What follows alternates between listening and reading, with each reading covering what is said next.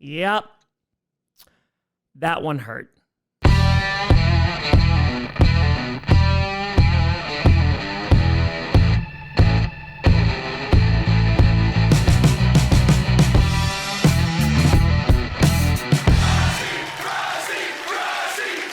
Grossi Posse Packer Nation. Welcome to an episode of Packcast, the podcast where you don't have to be a Packers fan, but it sure does help. I'm your host, Tom. How do I donate an ACL? Grossi. And today we're going to be talking about the Green Bay Packers losing to the Denver Broncos with a score of 34-26. And before we get into any of the stats or anything like that, let's get to all of the injuries because there were a lot for the Packers and there were some devastating injuries. The good news is that LaFleur does not think that there are any long-term concerns for Zach Tom. He has no structural damage on his knee, or Evan Williams. Evan Williams has said he has felt worse before, so that's a good thing. They'll be doing more tests on him in the next day or so.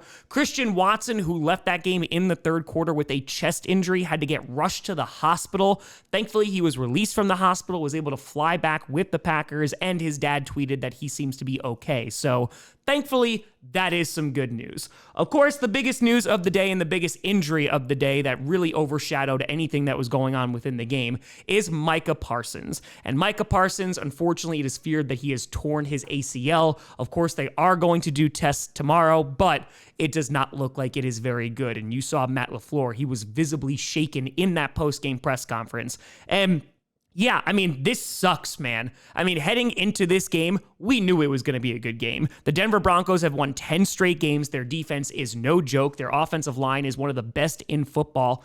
And up until that third quarter, it was a really good competitive football game. And we'll talk about kind of what went wrong for the Packers in a moment. But Micah Parsons getting hurt in a non-contact injury. He went to go just to plant his left foot and his knee went inwards. It is just an awful look. On top of that, he is definitely the best player on the Green Bay Packers defense. And so honestly, he's going to be irreplaceable. Sure, we can talk about next man up, but talking about the reality of this situation, you cannot replace Micah Parsons. I mean, hell, he has 12 and a half sacks. He's leading the team in pressures. He was tied for third for most sacks in the NFL this season. And now him being out is not only impacting this season, what's left of this regular season and the potential playoffs, but this is also going to affect next season as well, depending on the severity of his injury. The same goes with Patrick Mahomes, who near the end of that game against the Chargers also tore his ACL. And so now you're not even talking about, okay, it sucks for this year. I know the Chiefs are not making the playoffs. The Packers still have a good chance to make the postseason. We will talk about that. But considering he's going to miss a significant amount of time, most likely into next year, yeah, it freaking sucks, man. I mean, it sucks seeing any player go down, but to lose a guy like Micah Parsons after the Packers spent all that money and the draft picks and just him as a leader on this team and all the production that he has done, it is brutal to see. Rashawn Gary spoke about how he's going to constantly reach out to Micah Parsons, how they're going to finish strong for him. But yeah, it really made the outcome of this game matter a whole lot less because now, yeah, the rest of the season, it is in jeopardy for the Packers. And taking a look at what the Packers did today, it was a tale of two halves once again. They had a dominant half against the Bears last week and then really allowed the Bears to get back into that game, and kudos to the Bears because they were able to blow out the Browns today. But today it was a similar thing as the Packers were able to operate really well in that first half. They went into the half with a lead and then were able to score quickly to start the third quarter, and the Packers were up by 9 points. And the thing that changed all of the momentum was Jordan Love going deep, and it was a really nice throw to Christian Watson, but a really great play by Pat Surtain who dove in front of it and intercepted it, and that was also the play where Christian Watson would get injured as well. And from there, it just looked like a completely and totally different Packers team. And then once Micah Parsons went down, this team already struggled getting pressure on Bo Nix today. And again, you have to shout out their offensive line. Very, very good. It's playing like the best one in football right now, but they didn't get a single sack on Bo Nix. And once he had time to throw, he started dicing up our secondary. So Jordan Love in Toyotathon did not have his best game today. 24 for 40, 276 yards, 1 touchdown, but had 2 interceptions. One was a tipped ball, so it wasn't completely his fault, but he was also sacked 3 times today. In fact, Jordan Love was pressured on 52.2% of his dropbacks. That means that over half the times he dropped back to pass, he was under pressure from a very good defensive line that the Broncos have. And so yeah, it was a very tough second half, something they were able to mitigate and navigate throughout the first half, and things just just started falling apart once Zach Tom got injured, Micah Parsons got injured, Christian Watson got injured, and it completely changed the complexion of the game. Josh Jacobs, 12 for 73 on the ground with a touchdown, also had a phenomenal receiving touchdown. He had a run of 40 yards, which was incredible to see. The Packers had a total of 115 rushing yards.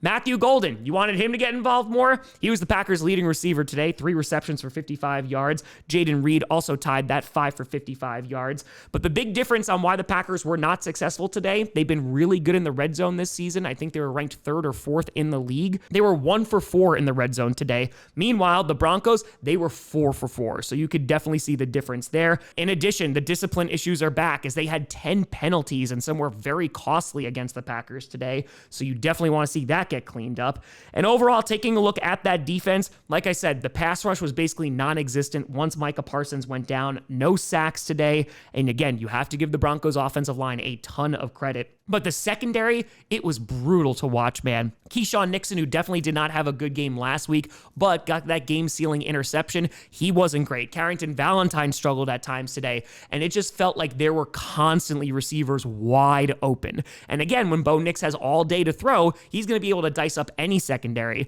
But you really saw the weaknesses of our secondary, which was something that was a concern heading into this season, but it has kind of been covered up a little bit by a very good pass rush. And unfortunately, when the pass rush can't get home, quarterbacks have time and they're able to take advantage of those guys who are sitting back there. So yeah, corner, still a position of need for the Packers.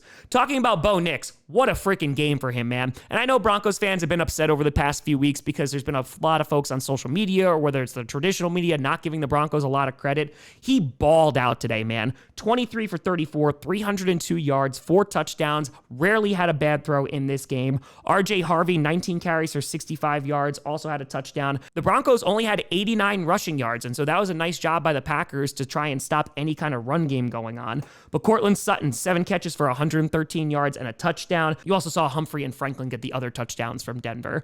And overall, the Denver Broncos, they're a freaking good team, man. They have now won 11 straight. They clinched a playoff spot, and with the Chiefs eliminated, their only competition in that division is with the Chargers. Now, they have a date with the Jaguars next week, which is definitely going to be a tough one. But the Packers, they got a tough date of their own. On Saturday, at a short week, they're going to have to go up against the Chicago Bears once again, who, like I said, they were able to knock off the Browns, and this is going to be in prime time. And right now, the Packers, because they lost, they fell from the 2 seed all the way to the 7 seed. They still have an 88% chance to make the postseason, but right now, the Bears are sitting atop of the division once again. And now the Packers have 3 regular season games left against the Bears, Ravens, and the Vikings. And with the Vikings being able to knock off the Cowboys and JJ McCarthy looking good these past 2 games, you definitely cannot count them out, and it is divisional matchups. And so while the Packers did get a little bit of help because the Cowboys and the Lions lost today, who would be some competition potentially for a wild card spot if they were to not win the division, the Packers still have it all in front of them. If they're able to knock off the Bears and win one other game, they should be able to wrap up the NFC North and get a home game. But after losing today, their shot at the number 1 seed is pretty much 0. The Seahawks and the Rams won today, and they will be playing each other on Thursday. But yeah, that one's pretty much out the door. And listen, as a Packers fan, it's just depressing, man. Like, I feel super duper deflated. Is the season over? No. But realistically, their ceiling has been lowered, or their path to the Super Bowl has gotten a lot more difficult. While Lucas Van Ness did come back today, I think Micah Parsons has covered up some of the deficiencies of that defense. And again, that defense has played well, but able to get after the quarterback is one of the reasons why the Packers have been so successful this season. It was a position of need, and when they went and got Parsons, you're like, oh crap, well, this takes care of a huge problem. And now they're going to have to do it without Micah Parsons. And guys like Rashawn Gary are going to have to step up. He hasn't had a sack in 7 games after having a really good start to the season. He hasn't been able to get after the quarterback. Lucas Van Ness, he was doing well before he got injured. We're going to need him to step up. And that secondary is going to have to play better if they want to try to hold on to these playoff hopes, which again, I still think the Packers are going to make the postseason. They have a very good chance to do that, but that journey just got a whole lot harder. Now we just have the Bears in front of us. Let's see if the Packers can remain undefeated within the division. But yeah, a really tough day to be a Packers fan. Micah Parsons, rest up soon. And if you need my knee, just let me know. But let me know what you think down in the comments below. How do you feel after this loss? But more importantly, the injuries. We'll see what the Pack can do, man. Let's see if they could defy expectations. And yeah, let's see how these 3 games go. Let me know. You know, I saw me at TomGrossiComedy.com, and a big shout and thank you to all the Patreons and YouTube members for supporting this channel. And thank you so much for watching. I'm Tom Grossi. And as always, go Pack, go.